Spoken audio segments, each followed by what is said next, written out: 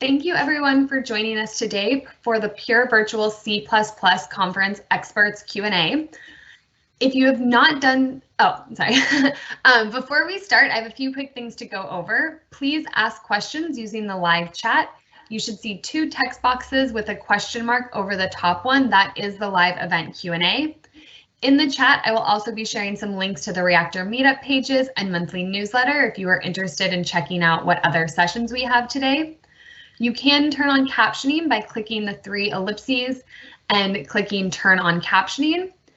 Today's session will be added to our Reactor YouTube page, and I will share that link shortly. And finally, I will share a link to our Reactor survey. If you have a few minutes, we greatly appreciate your feedback.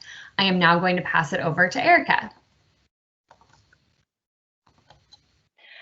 Hi, everyone. Thanks for joining today. My name is Erika. I work on the C++ team at Microsoft, and I'm going to be moderating this session today. We have some representatives from our team at Microsoft, as well as some external speakers and guests. So I'm just going to have everyone start by going around the virtual room and introducing themselves and giving a quick overview of the session or pre-recorded demo that they gave at Pure Virtual or their involvement with the conference more generally. So during these introductions, if you have any questions that you want to ask the presenters, please drop them in the chat. So I guess I can go ahead and start. My name is Erika. I gave a joint session on Monday live with Kyle, who works at Kitware, and we gave a session on CMake presets.json, which is a new file that can be used to drive CMake configuration, build, and test. And then I gave a quick demo on how to use that from the command line in Visual Studio Code and with the CMake GUI. So you can ask me about CMake presets or anything CMake cross-platform tooling related. With that, I guess we can just, I don't go around. So Danny, if you want to go next.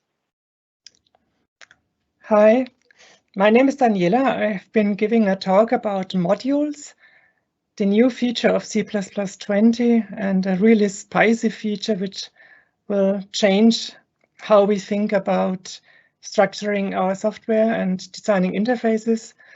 And yeah, I gave a short introduction into modules and then have been more into details of visibility, reachability, and linkage. I hope you have interesting questions on this topic.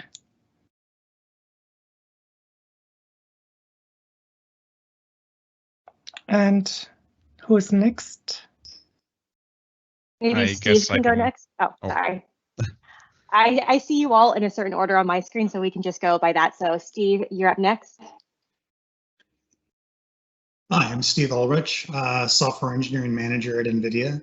NVIDIA has been collaborating with Microsoft to add CUDA support to Visual Studio Code. So been working with Julia Reid when we are going to be announcing basically our beta of CUDA support for C++ and Visual Studio Code in late May, and our production release is scheduled to coincide with the June release of Visual Studio Code. So look forward to fielding questions related to anything you have that's CUDA centric. Awesome. And Julia, if you want to introduce yourself next. Sure. I'm Julia. I am a program manager on the C++ team at Microsoft, and I recorded a few pre-conference demos for Pure Virtual C++. So one of them was on the new CUDA support that Steve was just talking about, and that demo was a preview of what's to come with Nsight Visual Studio Code Edition. And then another demo that I did was on targeting remote containers from Visual Studio Code. And the third one was how to configure, build, and debug projects with Makefiles in Visual Studio Code using our new Makefile extension. So if you have any questions related to your C++ experience in Visual Studio Code, feel free to drop them in the chat. Thanks. Augustin, want to go next? Hi, my name is Augustin. I gave a talk on the latest features for VC Package, the C and C++ library manager tool. Sunny, want to go? Sure. Hi, I'm Sunny Chatterjee. I'm an engineering manager in the C++ team where I work on static analysis. So this year in the Pure Virtual, I was joined by my colleague Jim Radigan, who is an architect in the C++ team, and we talked about how we use static analysis and address sanitizer to improve the safety of C++ programs. So I'm looking forward to questions on those topics.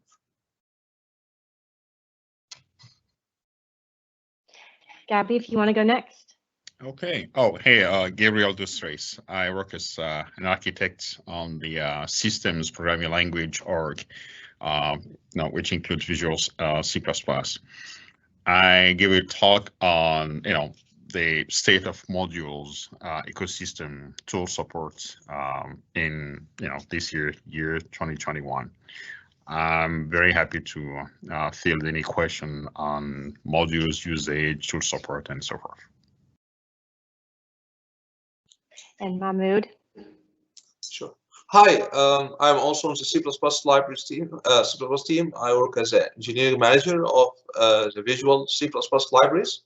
I gave a pre-conference talk about the progress of C++ 20, and I would be very happy to answer any questions about where we are with C++ 20 or anything else related to C++ libraries as well. Thank you.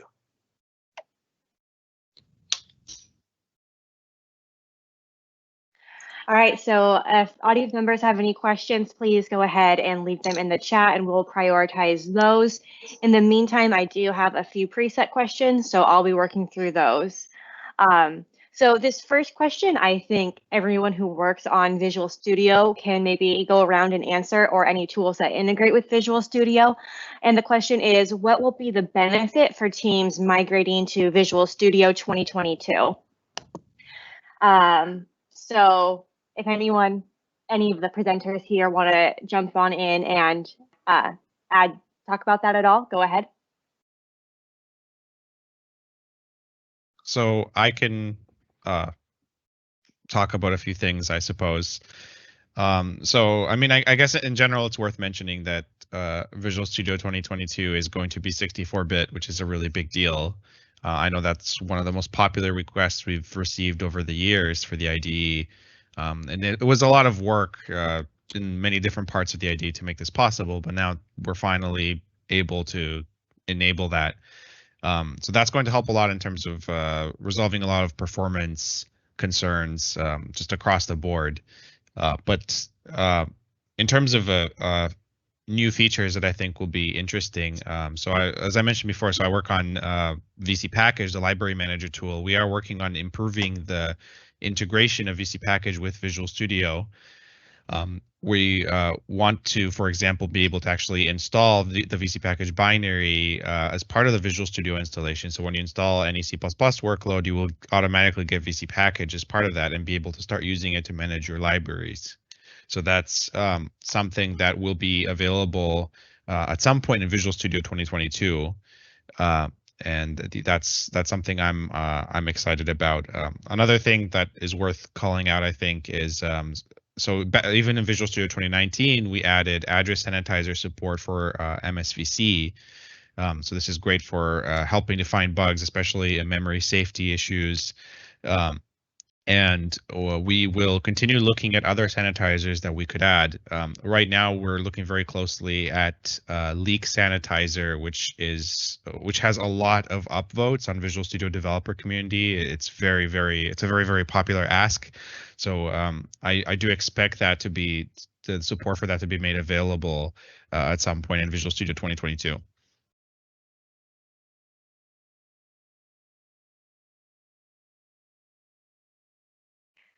Thanks, Augustin. Sunny or Gabriel or Mahmoud, is there anything else major that you want to share related to code analysis or C++ 20 support in Visual Studio 2022? Sure, Erika, Sunny here. So I think we plan to roll out a series of safety checks in Visual Studio, and all of these checks will be available in the design time experience.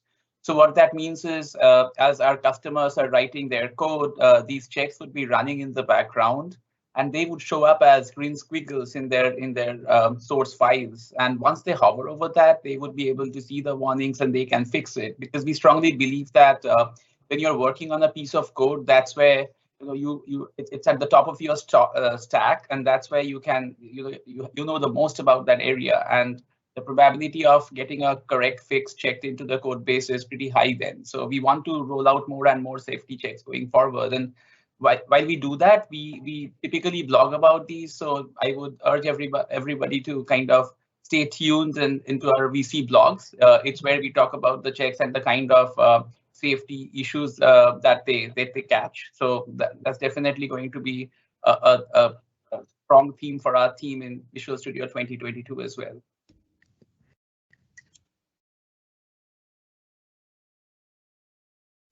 Awesome. Anything else about C++20? I know that we're planning some stuff that we want to. Sure. For C++ 20, we will continue our support for the standard library. C++ 20 will be available is going to be available soon as feature complete in Visual Studio 2019. But C++ 20 will add basically more bug fixes, better performance, better reliability and security. So if you want the latest, please upgrade to Visual Studio 2022. Also, C++ 23 is coming soon. It's currently under discussion, so it won't be available in Visual Studio 2019, but we'll start the development. It will be part. It will ship with 2022. So and of course, all of the other libraries will also contain enhancements and bug fixes in 2022. Yeah, Gabby here. To add to what Mahmoud and Sunny said on the language support side, as Sunny mentioned earlier, there will be increased, reliability for all the feature complete that are currently in VS 2020. In addition to that, the team has been working very hard at bringing AST, real AST to the compiler, and Sunny's team is working hard on that. When and how that will surface, Sunny has more detail on that. But for me, it is really exciting to see this coming. Which this also means is that we might start seeing some early applications of these new ASTs in Visual Studio 2022.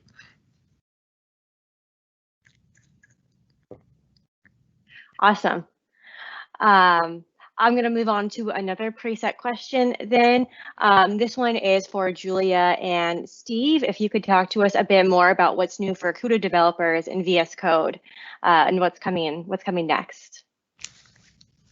Julia, you want to take the first part of that one? Sure.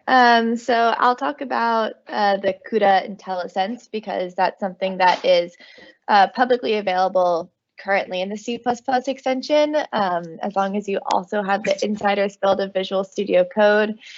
So basically, we added IntelliSense for CUDA code, whether it's like a separate CUDA file or it's embedded in your C++ files.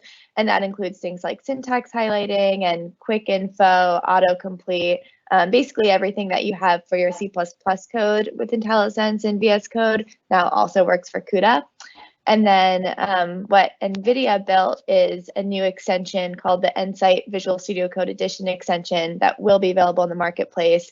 And that's what gives you the build and debug support for CUDA programs. And I'll let Steve talk a little bit more about that. Yes.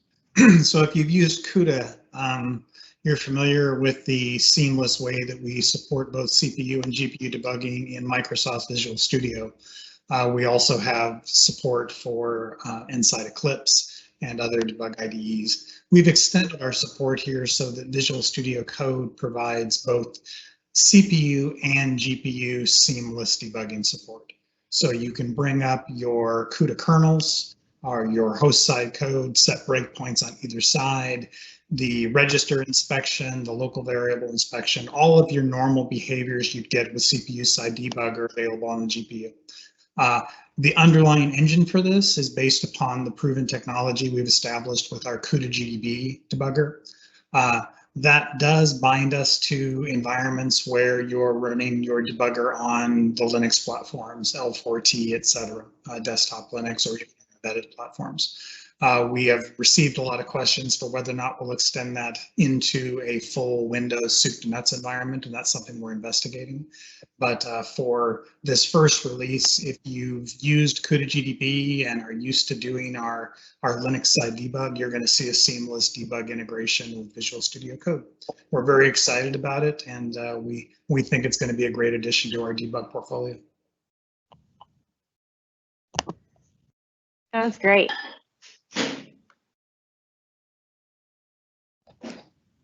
And just to add one thing there about the supported platforms. So as Steve mentioned, that build and debug support is just on Linux, but in the demo that I have for the CUDA development in VS Code, I used the remote SSH extension from my Windows laptop to do my CUDA build and debug on a Linux VM, and it all works like through the remote SSH extension. And I think Steve did a demo at GTC showing it using a remote container. So there are ways to achieve CUDA development even if your local machine is not Linux in Visual Studio Code. We're in the spirit of trust but verify, and Visual Studio Code provides a number of robust extensions. Everything we've tried has just worked. And so if you can run CUDA GDB on the remote platform, all of the various types of SSH, Docker, etc., seem to just be working flawlessly, and we're maybe victims of our own success. There's so many different workflows that are supported in Visual Studio Code. We believe they're all going to work, but we're validating them one at a time.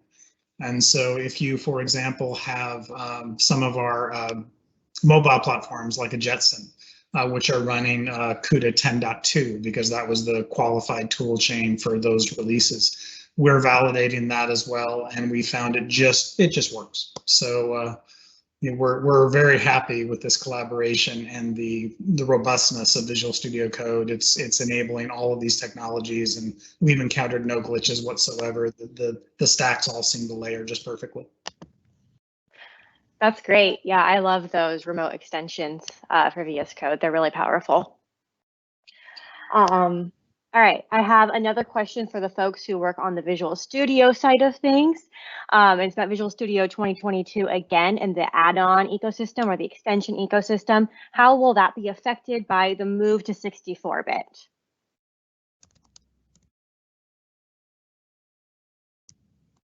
I'm not quite sure. Who is best suited to answer that question? I guess anyone who kind of works on VS Core to some capacity can jump on in.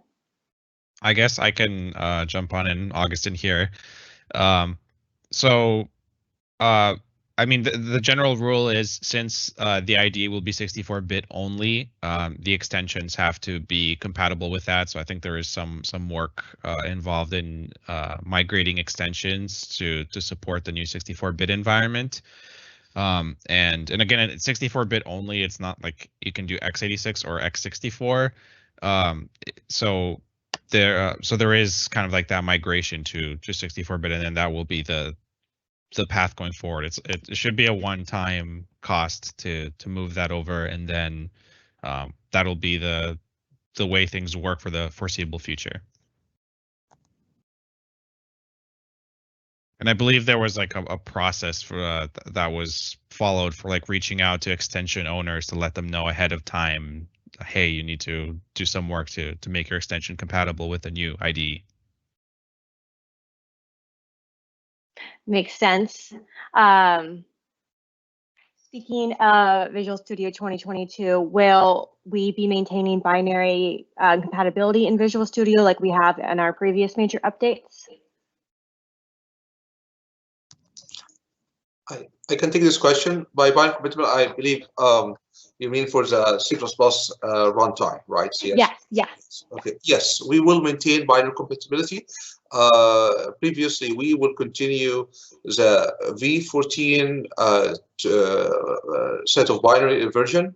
So the first version that we had was that we were planning to have binary compatible going forward was version 14.0s, and it was 14.1, 14.2 in VS 2019, and now it's going to be 14.3, which really means that applications created using older versions of Visual Studio, C++ applications, will continue to run with the runtime and will continue to be API compatible. Yes. Danny here. Is there a plan to break the API during the 2020 timeline? I can also answer this question. We are looking into this, but currently we don't have a timeline. Yes, there's been a plan for some time, but as with any team, we have limited resources, so we have to work on the things that will benefit the customer most. At this time, we believe it's our best interest of customers. Customers have been asking for API compatibility, so we will continue on working on this for some time, and then at some point, I don't want to make any promises here or give a timeline, but I believe within the lifetime of 2022, we will start working on the vNext API, vNext, which is the name we have given to our API breaking toolset. Yeah, Gabby here. To add to that, just to be clear, I think we're in this kind of between a hard place and rock and a hard place. API stability is really, customers have loved it since we got it with VS 2015, right? And they love it. But because certain choices were made long before we got modern C++, and we made a push for conformers, certain API choices have been preventing us from being fully, conformant. One case is the way we MSVC mangle template instantiations that prevent us from implementing certain aspects of the language. And we would love to be able to fix that. But, we can't, it is hard to do. We can't do it with the current API. So if you had a chance to ask individually front-end team members, they will also, we need to fix those bugs, and then colleagues even say, holy cow, if we do that, then we just broke our customers. So it is there is a real desire to be able to fix those bugs and have better implementation, and the same goes for exception handling support, right? This is an ask that's been run for a long time, at least as long as I've been here. And the only way for us to do that in a way that brings the performance that we believe we can bring in is to break the API, and that is on the plate of Mahmoud. And we've been looking into it at the earliest convenience where we can do the API break. We'll do it, and we also want to do it in a way that is responsible. We're looking at exploring various ideas, like do we need to have side-by-side installation, or we haven't made any commitment just yet, but we're looking at all the possible ways of solving these problems. The customers are asking for it, so yeah. All right, thank you both. We do have an audience question, and this one will be for Steve. The question is, can you please confirm when the CUDA debug IntelliSense capability will be available? Is this also available in Visual Studio Code? Can this work with older CUDA versions? I think I heard 10.2 works, but if you could give us more certainty around the versions of CUDA. Okay. Because we're layered on top of CUDA GDB, as long as you have an ecosystem that is running CUDA GDB and you want to create a connection to that device, we've found so far everything has just worked.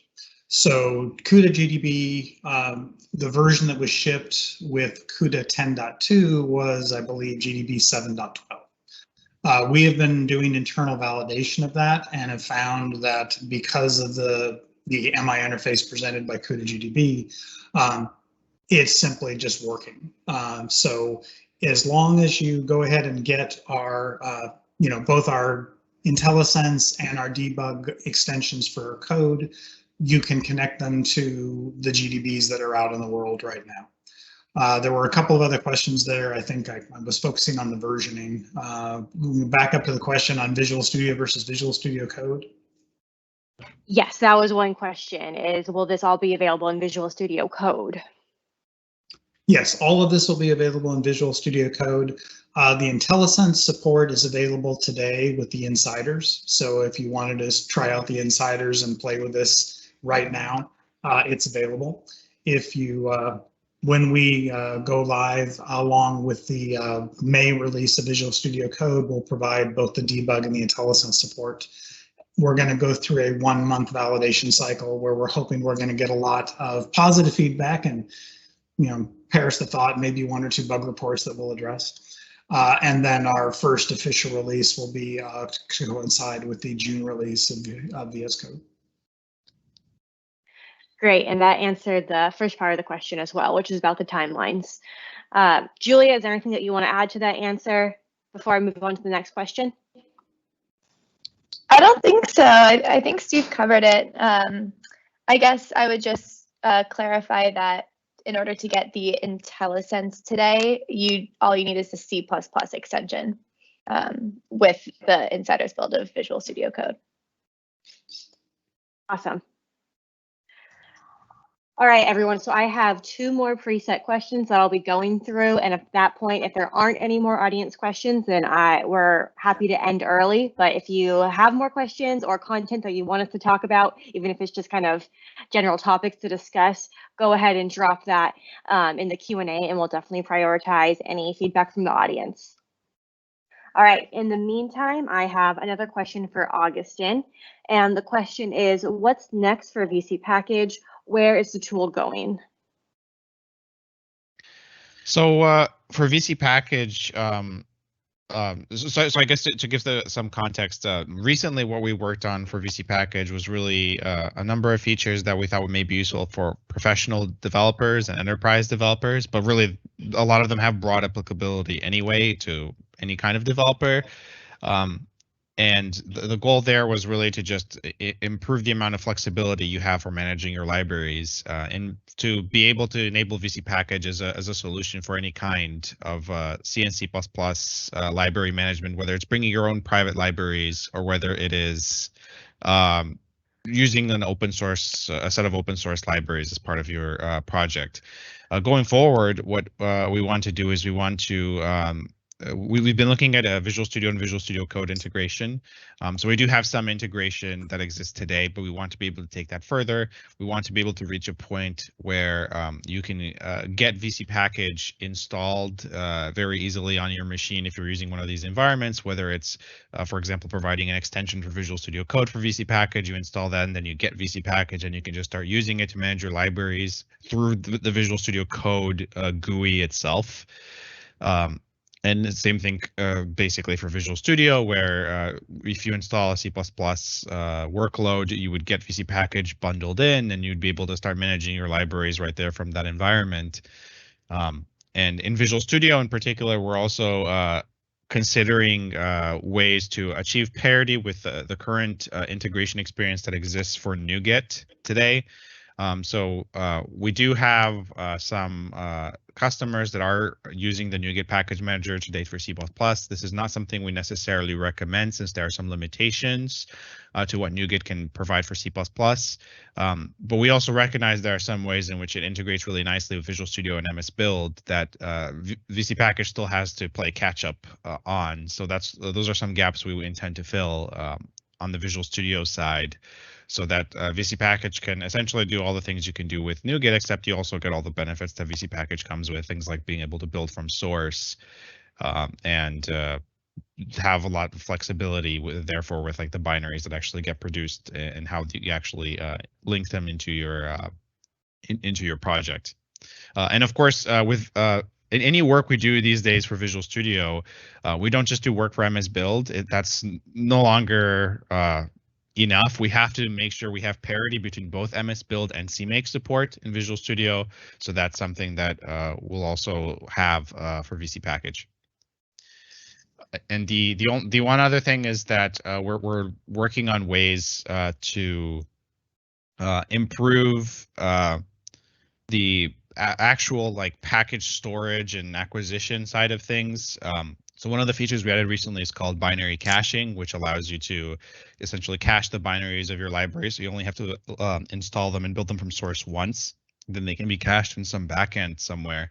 And while there are a lot of options for what the backend can be, we do want to work on some of the solutions that involve the cloud. So whether it's something like GitHub Packages or Azure Blob Storage or something like that, we want to make sure we have a good experience and make it as smooth as possible for people to be able to manage their dependencies, have a place where they can exist and they can reference them from. There's also a lot of potential with the VC Package Registries feature, which allows you to essentially create your own catalogs of libraries, which could include your own private libraries, and still make them available for use through the same VC Package instance you may use to manage your open source dependencies, and have just a smooth experience for that. So both on the backend side of things and on the front end as a developer acquiring stuff, and whether that's acquiring it on a local machine or acquiring it for a continuous integration process, being able to have a consistent and smooth experience across that. So we'll just continue making improvements across this spectrum to make sure that people have a great experience. Thanks, Augustin. We have another question for Daniela. Would you want to share more about your ongoing experiment with modules in FMT? Well, as you might know, I'm a major contributor to the FMT library, which is a precursor of the new feature in the standard library called stud format. And as an experiment, I've been trying to make the FMT library a module and not a header module, as many people try today. I'm trying to do it as a full-blown named module. And I wanted to find out what the current status of the Visual Studio compiler currently is. And yeah, it's a hard experiment. And I'm probably giving the compiler developers a really hard time. I know who can share some experiences with my code that have been given to them. But as far as I can tell, during the last weeks, there has been some really good progress on this particular feature, and the compiler is far less trigger happy or crash happy as it has been before. So it's really coming along really good, and I will see what the next major version of Visual Studio 2019 will be. 2020 is a little bit more far out, and I'm pretty sure whenever 2020 is out, everybody can use modules as a standard feature, not even thinking about if it would work or not. But we will see how things are going with the next major release. So far, it's looking good. I'm more into making a module test suite using CMake, and this is quite a challenge as well. Maybe I will learn a lot about the CMake extension of Visual Studio to make this also happen. Yeah, this is the current experience. Maybe Gabby can expand on that. Oh, yeah. Thanks, Danny. Something she didn't mention was that she has been very patient with us and provide us with good feedback. Cameron, that camera on the front end side, has been iterating very closely with Daniela, has been very happy getting those reports, and the latest update that I had, I think it was this morning or last night, I can't really tell anymore, was that almost every issues that were reported, I think last week, were now fixed in the in-development compiler. I do not know when it will be out. All I know is that the code has left Cameron's keyboard, and the process by which it gets into customers' hard drive is very opaque to me, so I cannot tell you exactly when it will be out. But I think very soon it will be part of either 60.11 preview 3 or 60.10 G. I really don't know. I'm the wrong person to make those predictions. But it has been a really good experience. And one thing that I like about this is to show that modules are real. Like, they're not just for the examples that you see on the slide, pretty cute example you see on slide, but something that you can deploy in production use.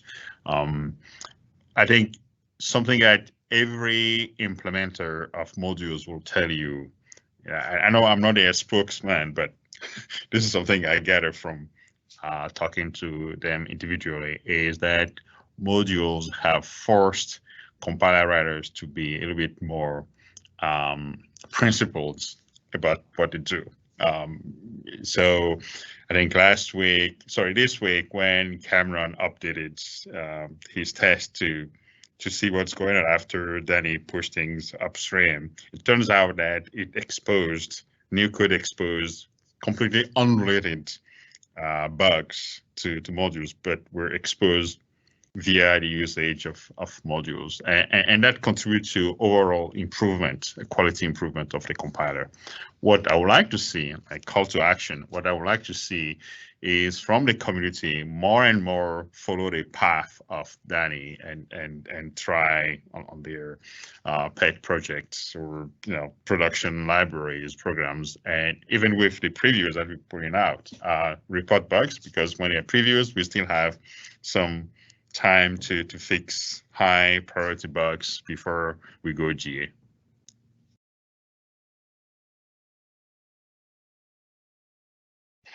All right, thanks. And then before we close, unless there are any more audience questions, I have one last question about the status of C++20 features in Visual Studio. So anyone who's been working on this can speak to this question. But what is the status of C++20 feature completion in Visual Studio? Okay. I think I can answer this question. I've recorded a virtual C++ conference talk specifically about this question, but I'll give more detailed reply now. So C++20, there are various tool sets and support in Visual Studio. There are various parts of support for C++20, including the language, the compiler part, and the libraries, standard library implementation, and IntelliSense and static analysis. So I'm happy to say that for the most part, we will be C++20 feature complete as the next review of Visual Studio.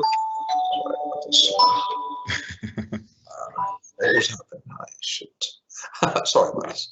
Yeah, so the various parts of C++20 support have already been implemented. One part is the standard C++ library, standard C++20 library support. It's now feature complete in GitHub. As many already know that the standard library implementation is open source, has been open source for about 1.5 years since now, and that one is complete, and the parts support, and it will ship in the next review, which is 16.10 review 3. The compiler support also is complete, or 16.10 preview 2 have introduced a new switch, stood C++20, signaling that we are feature complete in terms of compiler support. I believe there's just a very tiny bug fixes that will be included in 16.10 preview 3. Static analysis support is also complete. IntelliSense support will be complete in 16.10 preview 3 as well, with very few bug fixes remaining, but it will support major features such as ranges, concepts, format. All these major features will be supported in IntelliSense. Yep, and yeah, please try the preview if anyone's listening, and do file bugs, please. As with any large feature, we've been working on Plus 20 for almost 2.5, 3 years now, so there will be bugs. Do try them and let us know what you think. Thanks, Mahmoud. Let me add that on the language side. So I think from language perspective, core language perspective, everything is implemented. As ever, there will be bugs. Please try and file them, and have your family, friends upvote if this is very important to you. Really, and this voting system, I think, helps the team prioritize what the community cares a lot about, customers in general care about. So, you can go and campaign to upvote your favorite bug. That's fine.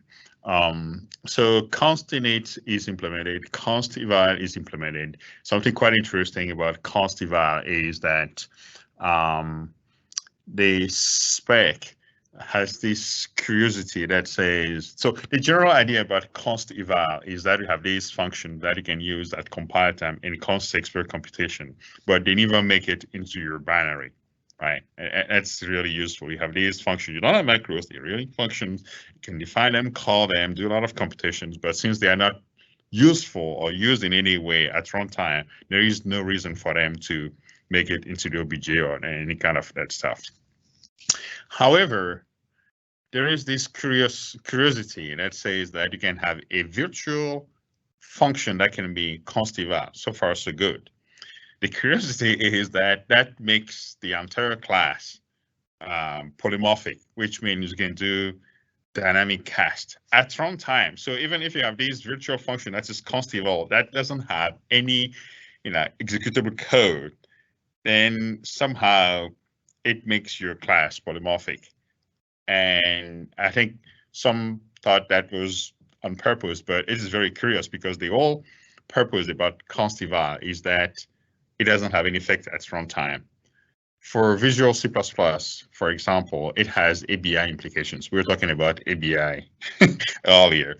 So if the class becomes really polymorphic, then it has ABI breaking implications for something that's not actually useful at runtime, which is kind of curious.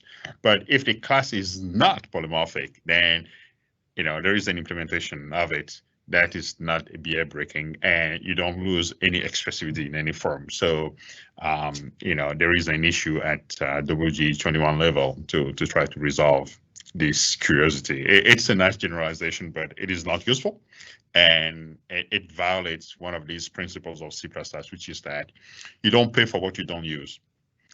These const eval virtual functions, they are not called at runtime. There is no reason to imply a runtime support something that is not going to be used at runtime. So that needs to be resolved. But otherwise, there is a compiler option that allows you to choose one or the other implementation of it. Const init is implemented. To the best of my knowledge, everything is implemented. We have hoped to turn on the conforming preprocessor by default in C++ 20 modes. The reality is that there are some other parts of the ecosystem that are not ready. For example, the Windows SDK is not completely preprocessor conformant clean.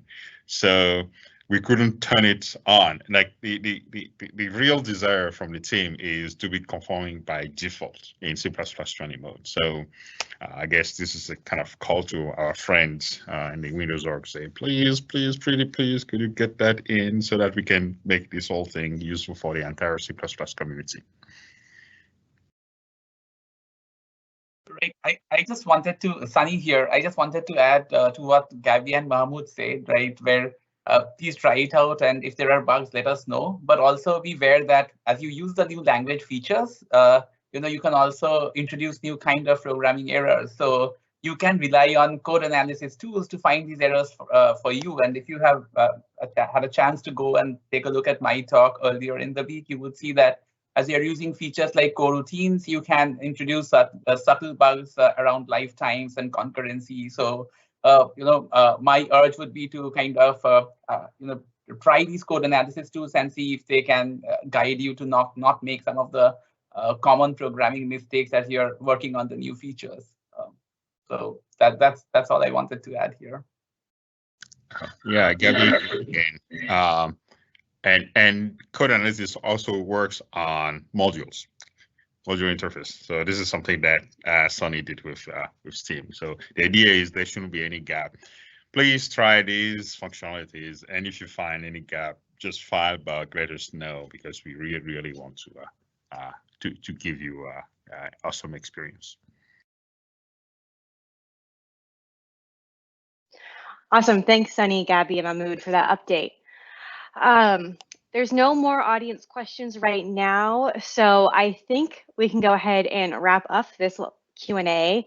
Thanks, everyone who attended this. I'm looking through Dion's comments here, and it looks like the recordings will be available, and there's a survey for you to take, so it'd be great if you could take the survey. Go ahead. You can share the session with anyone who you want. And as always, if you want to get in contact with us, you can check out our blogs, but we have an email alias to get in contact with us. We have a Twitter handle, so we really do welcome your feedback, open bugs on developer community, or if you're looking at the CMake Tools or C++ extension for Visual Studio Code, then you'll be doing that in the GitHub repository. We love your feedback. It really does help us move forward. So thank you for attending today. And I think that's about it. I'll pass it back over to Dion to close this out. Thank you so much, Erika, and thank you everyone on the panel today. We really appreciate your time.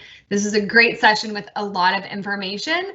And as Erika mentioned, the recording will be on our YouTube channel in about 24 to 48 hours. So please check it out there and send it to folks who maybe weren't able to join today. Thank you all again so much, and hopefully we'll be able to have you back soon. Thanks. Bye. Bye, everyone. Thank you. Bye-bye. Bye. Thanks a lot. Bye.